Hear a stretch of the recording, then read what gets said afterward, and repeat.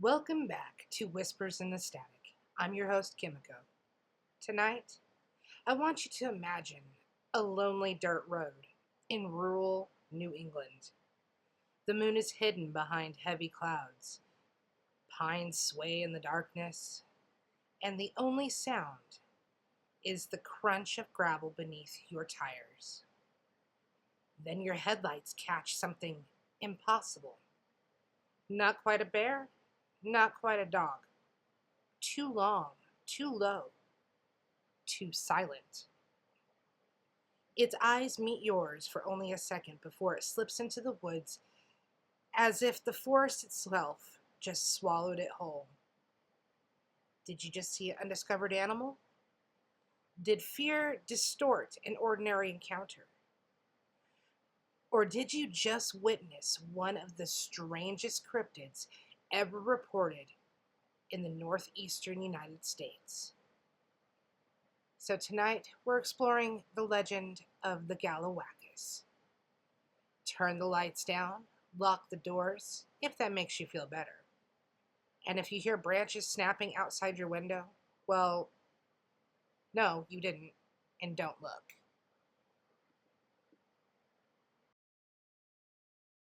Warning, the following content may contain elements that are not suitable for some audiences. Viewer discretion is advised.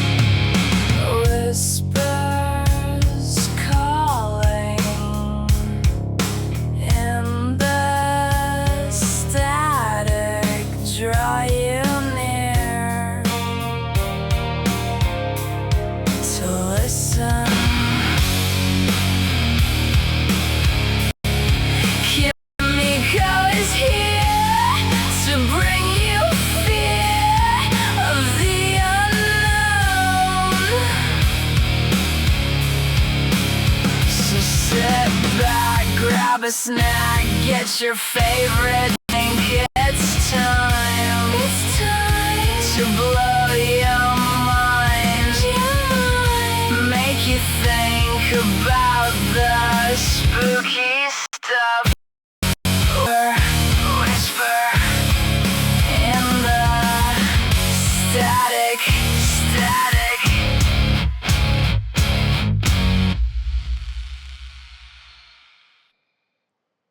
Now, the story begins in Connecticut during the early 12th century, where whispers spread among farmers and travelers about the mysterious beast roaming wooded hillsides. Descriptions varied wildly. Some insisted it looked like a mountain lion, despite the fact that the mountain lions had supposedly disappeared from the region.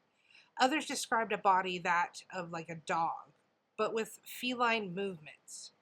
Still others claimed it resembled a bear with unnaturally long legs or a wolverine stretched to impossible proportions. The creature became known by a curious name, the Galawackus. Unlike monsters born from ancient folklore, the Galawackus entered local legend through eyewitness reports that seemed frustratingly sincere. People weren't claiming dragons or ghosts. They were describing an animal they just couldn't identify. The uncertainty made the tale strangely compelling, because the scariest mystery isn't always a supernatural one. Sometimes it's the possibility that something unknown is just hiding beyond the reach of science. Now, imagine being a dairy farmer in the 1930s. You wake before sunrise, the air smells of damp earth and fresh hay. You step outside to feed livestock, only to notice unusual tracks crossing the property. The prints don't match foxes. They don't resemble dogs. They're larger than expected and spaced oddly, suggesting a creature with a peculiar gait. And by evening, neighbors are talking about glimpses of something moving between stone walls and maple trees. Nobody has a clear photograph, and nobody catches it. Yet stories multiply. Psychologists might call this expectation bias where one account influences another until a local legend takes on a life of its own. But cryptozoology enthusiasts ask a different question. What if every witness saw the same real animal? Could the Galawackus have just been an escaped exotic pet? A wandering cougar? An unusually large fisher? Melanastic bear viewed under poor lighting? Or a species not formally recognized? The possibilities became more intriguing the deeper you dig. Legends often thrive where certainty ends. The forests of New England are dense, old, and full of hidden ravines. Fog can transform familiar landscapes into dreamlike places where distance and shape become unreliable. Anyone who has spent time outdoors after sunset knows exactly how quickly perception can shift. A stump becomes a crouched figure, a deer becomes a monster, a rustling bush becomes something stalking you. Yet experienced outdoorsmen also report moments they just simply cannot explain. Could the Galawackus be one of those enduring mysteries born from countless unexplained encounters? Or has every sighting been an honest mistake amplified through decades of retelling? The evidence remains elusive. And perhaps that's why the legend survives, because unanswered questions have a remarkable ability to linger in our collective imagination. So, we'll examine witness descriptions in detail, compare the Galawackus to known wildlife, explore skeptical explanations, and consider whether modern sightings reveal anything genuinely unusual, or simply remind us of how mysteries still exist in ordinary forests. There's just something fascinating about the creatures that exist on the edge of credibility. Not impossible enough to dismiss outright, and not ordinary enough to explain away with confidence. And the Galawackus occupies that uncomfortable middle ground. It's a puzzle with missing pieces, and every person who has claimed to see it seems to provide another fragment while simultaneously making the picture more confusing. Some witnesses swore the animal moved with the fluid grace of a cat. They describe a body that hugged the ground before stretching into long, effortless strides. Others insisted it lumbered, more like a bear, but possessed a tail far too long for any bear native to New England. So one hunter reportedly said that the creature looked as though someone had stitched together the parts of 3 different animals and then released it into the woods. Now imagine trying to identify such a thing in poor light. It's dusk. The shadows are lengthening. Your flashlight catches reflective eyes only for an instant before they disappear behind brush, and your brain perhaps half a second to interpret what it's actually seeing, and human perception isn't a perfect camera. It's an active process of filling in blanks, predicting shapes, and matching unfamiliar sights to familiar patterns. And that's why eyewitness testimony, while valuable, is also notoriously unreliable. Yet the consistency of certain and uncertain surroundings, the Galawackus itself is interesting, and people don't agree on exactly what they saw, but many agree on how it made them feel: confused, uneasy, as though they'd encountered something that just didn't fit. Let's travel back to rural Connecticut in the years before highways carved through the landscape. Many communities were separated by miles of woodlands, stone walls, and farmland. Nights were genuinely dark. Without the glow of the city lights, forests seemed endless. Families often knew every local species by sight: foxes, coyotes, bobcats, wild bears, black bears, fisher cats, owls, white-tailed deer. Generations grew up recognizing them. So when experienced outdoorsmen claimed that they'd seen something unfamiliar, neighbors listened. Not because they believed in monsters, but because they trusted the observers. One story tells of a driver returning home late at night after visiting relatives. His headlights swept across the road ahead and illuminated an animal standing perfectly still. He expected it to bolt, and it didn't. Instead, it turned slowly and stared directly at the approaching vehicle. The driver later described a face unlike anything that he had encountered before, part canine, part feline, but belonging entirely to neither. Only when the car drew dangerously close did the creature leap into the undergrowth with astonishing speed. The entire encounter lasted perhaps 3 seconds, and it stayed with him for decades. Would memory embellish such a moment over time? Almost certainly. Would fear sharpen certain details while erasing others? Probably. But the emotional truth remained unchanged. He believed that he had seen something extraordinary. Now, cryptozoologists often ask a deceptively simple question. Could every impossible creature begin as a perfectly ordinary animal observed under extraordinary circumstances? Take the fisher, for example. Despite its nickname, it's not a cat.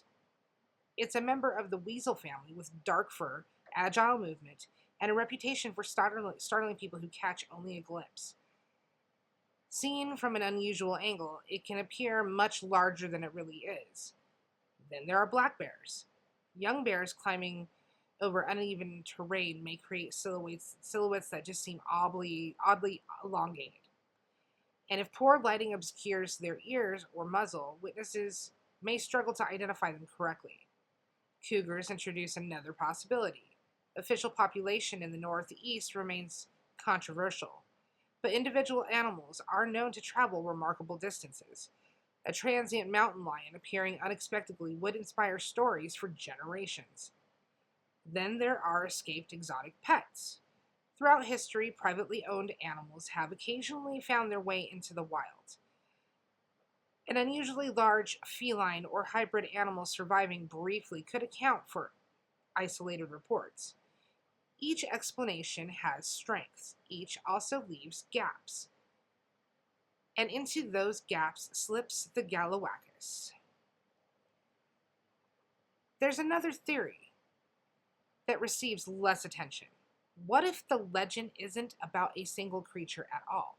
What if the name Galawackus became a container for every unexplained sighting in the region?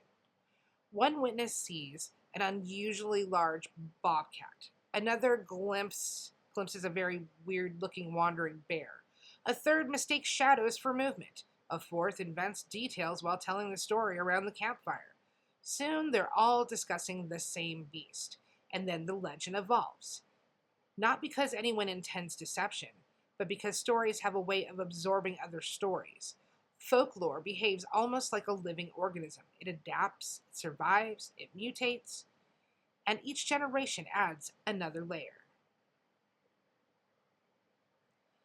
Still, I can't help wondering what I'd do if I found myself alone on an empty road and something impossible crossed my headlights. Would I stop? Would I chase it? Or would instinct overpower curiosity and send me driving into the opposite direction without even looking back? I'd like to believe that I'd investigate. Truthfully, I'm not so sure.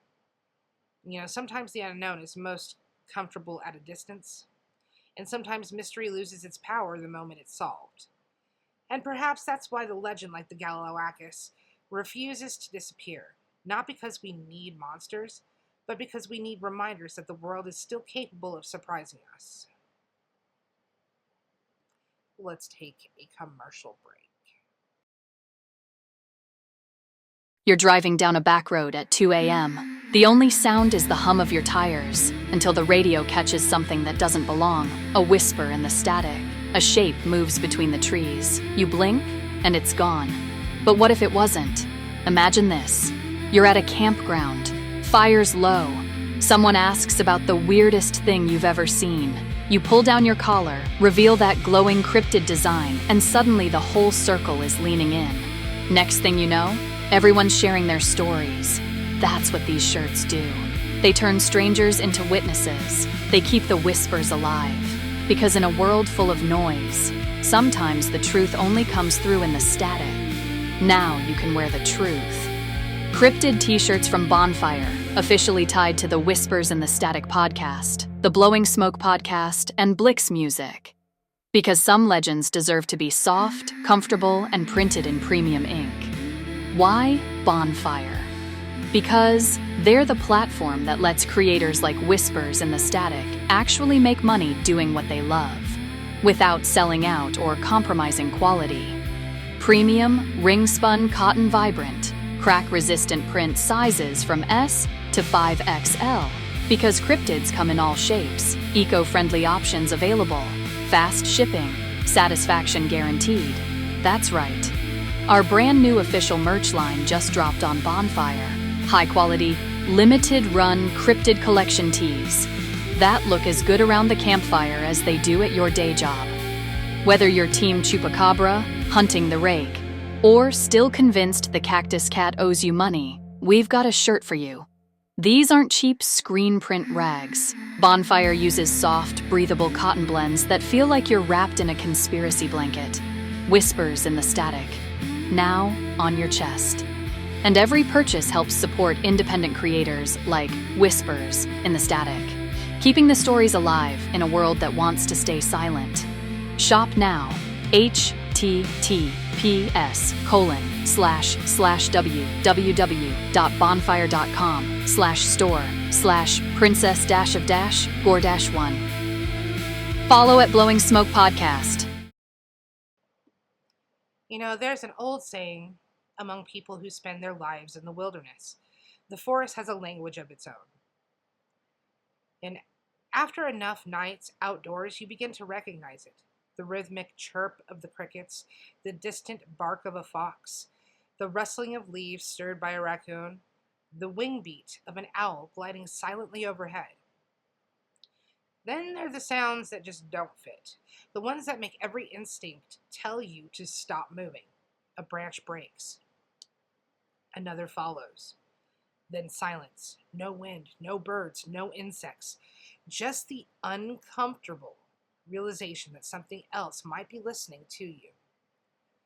People who report encounters with the Galawackus often mention this silence. They describe a feeling that the woods suddenly changed, that the normal rhythm of nature paused for just a moment. And scientists have explanations for experiences like this. Animals often quiet down when a predator passes through an area. Human attention also narrows under stress, making ordinary environmental changes feel dramatic. Even so, the sensation can be unforgettable, and the memories tied to fear have a way of lasting for years. Imagine you're hiking alone, it's late autumn, the leaves have most fallen, revealing stone walls built centuries ago by farmers whose names have long since faded from memory. Your boots crunch across frozen ground, and ahead you notice movement. A dark shape slips between two trees. You stop. It stops. You raise your binoculars, but by the time that they reach your eyes, the figure is gone. No crashing through the brush, no visible trail, just absence. You tell yourself it was probably a deer. Yet, when you replay the moment later, something nags at you. The proportion seems wrong. The gait looked unfamiliar. You can't prove any of it. But uncertainty lingers. That's the fertile soil where legends grow. Not certainty, not evidence, uncertainty. The Galawackus occupies the unusual place in cryptid lore because it lacks a fixed identity. Compare that to stories of other famous creatures. Some are consistently described as towering bipeds covered in hair. Others are said to inhabit lakes, rivers, or caves. The Galawackus changes depending on who is telling the story, and sometimes it resembles a massive cat, sometimes a bear with impossible proportions, sometimes a wolf-like animal with an elongated body. This flexibility makes the legend difficult to investigate. It also makes it remarkably resilient. When expectations are vague, almost any strange encounter can reinforce the myth. Folklorists call this a self-sustained narrative. Each retelling adapts to new experiences while preserving a recognizable core. In other words, the Galawackus evolves without ever needing to exist as a single identifiable creature. But there's another possibility worth considering. What if witnesses were never seeing the same species? History is filled with animals that surprised experts. Birds believed extinct have reappeared decades later. Rare predators have wandered hundreds of miles beyond their expected range. Marine life once dismissed as myth has eventually been documented. Nature has a habit of humbling certainty. Could isolated sightings of unusual wildlife have merged into something and turned it into an enduring legend? Perhaps. Yet proving that decades after the fact is nearly impossible. Without physical evidence, researchers are left comparing stories, searching for patterns that may or may not be meaningful. One aspect I find especially compelling is the emotional consistency of these reports. Many witnesses don't claim that they saw a monster. They claim they saw an animal they couldn't identify. That distinction matters. Uncertainty invites imagination. Imagine walking outside after hearing your dog bark frantically. You shine a flashlight across your yard, and near the tree line stands a silhouette. It's larger than expected. It shifts its weight. The beam catches reflective eyes, and then in one smooth motion, it disappears into the darkness. By morning, there are no tracks that you can confidently identify. Your neighbors suggest a bear. A wildlife officer mentions a large dog. Sometime, or someone else smiles and says, well, maybe you saw the Galawackus. Years later, when you tell the story, that name has become attached to that memory. Not because you believed it at first, but because it gave shape to an experience that you could not explain. Legends are powerful in that way. They organize mystery. They give us vocabulary for the unknown. And perhaps that's their greatest purpose. Not to deceive us, but to help us talk about events that resist easy explanation, As I researched this episode, I found myself thinking less about monsters and more about perception. Like, how often do we really mistake confidence for certainty? How many things have we dismissed simply because they didn't fit our expectations? At the same time, how many mysteries dissolve under careful investigation? The challenge is maintaining curiosity without abandoning skepticism. Believing every extraordinary claim leads us astray. Rejecting every unusual report without consideration can also do the same. Somewhere between those extremes lies the truth. Whether that truth includes the Galawackus remains an open question.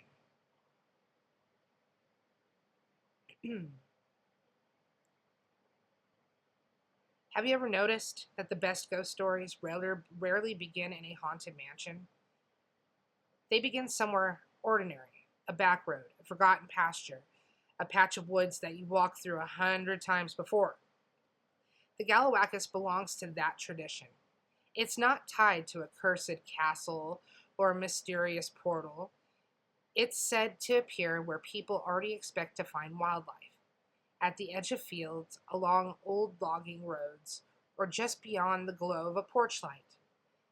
That familiarity makes stories more unsettling. Because if the setting is ordinary, then perhaps the impossible can hide in plain sight.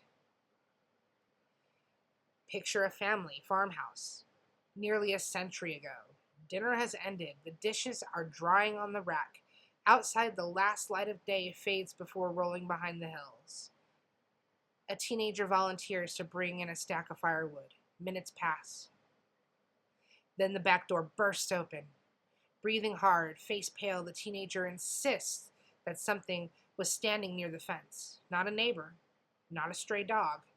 Something that watched without moving. When pressed for details, the description keeps changing. It was shaped like a cat. No, more like a bear. It had a long body I think it had a tail. The certainty isn't in the appearance. The certainty is in the feeling. I know I wasn't alone. That's a pattern that repeats across countless tales of unexplained encounters. The memory of emotion often outlasts the memory of detail. Modern neuroscience suggests that under stress, the brain prioritizes survival over precision. You remember the danger. You may not remember exactly what caused it. A fleeting glimpse becomes a permanent question mark. And over years of retelling, that question mark can slowly take on a recognizable shape. In the case of New England folklore, the shape sometimes becomes the Galawackus. But folklore has another job beyond explaining the unknown. It teaches caution. Stories about mysterious creatures often encourage practical behavior. Don't wander alone after dark. Stay aware in the wilderness. Respect nature. Listen to your instincts. Whether or not the creature exists, the lessons still can have value. There's an exercise I'd like you to try. Not now. Maybe the next time that you're camping or talking an evening walk. Stand perfectly still for 60 seconds. Don't speak, don't move, just listen. At first, you'll hear everything. Wind, birds, insects. Then your attention sharpens. Suddenly, every crack of a twig feels significant. Every shadow seems deeper than before. Your mind begins constructing possibilities faster than your eyes can confirm them. This isn't weakness, it's adaptation. Humans evolved to notice patterns quickly, even when information was incomplete. And sometimes that instinct can save lives. Sometimes it convinces us that an oddly shaped stump is watching us. The Galawackus may live somewhere inside that delicate balance between observation and imagination. There's another reason this legend endures. It never overreaches. Unlike stories that demand belief in impossible powers, Galawackus reports often sound almost restrained. Witnesses don't usually claim glowing eyes shooting lasers through the trees.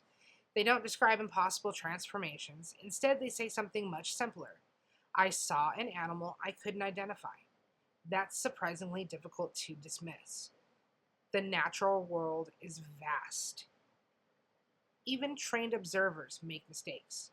Distance, lighting, weather, vegetation, and expectation all shape perception. A black bear running downhill can appear startlingly different from one viewed broadside in daylight. A bobcat can have mange and seem like it's an entirely different species. An escaped exotic animal could confuse an entire community for weeks. Every explanation feels plausible until you encounter the detail that doesn't quite fit. And that's where the mystery returns.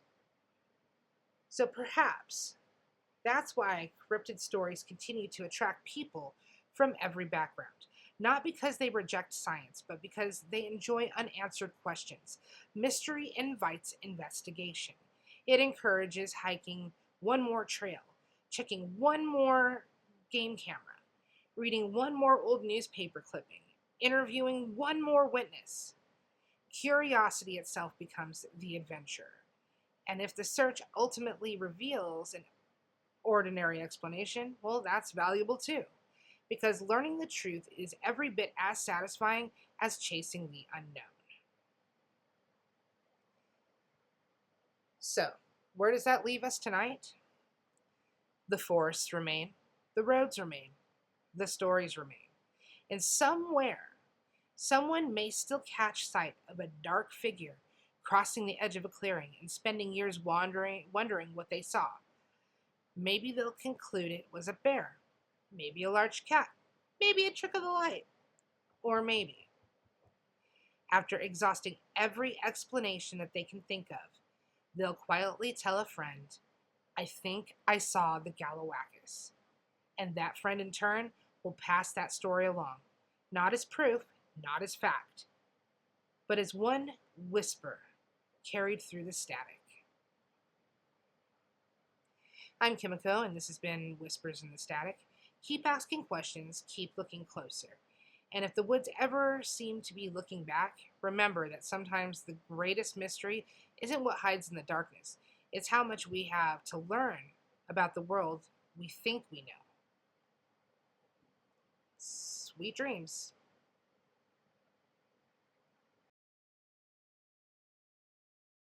Warning, the following content may contain elements that are not suitable for some audiences. Viewer discretion is advised.